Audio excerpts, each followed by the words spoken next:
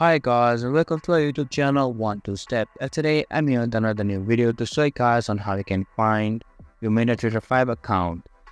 To do so, first of all, just open up your MetaTrader 5 app, making sure your device has a stable Wi-Fi connection.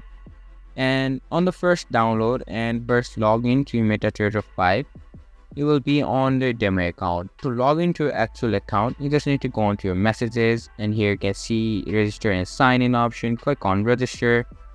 And if you have any community service or any kind of queries to ask the community service, you can just click on mql5.com and it will take you to the website mql5.com.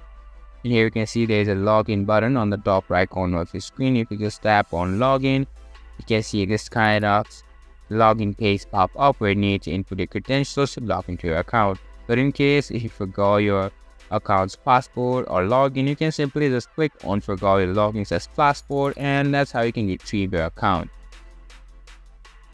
So guys, this was for this video, and that's how you can find or retrieve your MetaTrader 5 account on your Android smartphone if you have ever lost it. I hope you guys find our video helpful. If you do, make sure to leave a like, subscribe to our YouTube channel and hit the bell notification.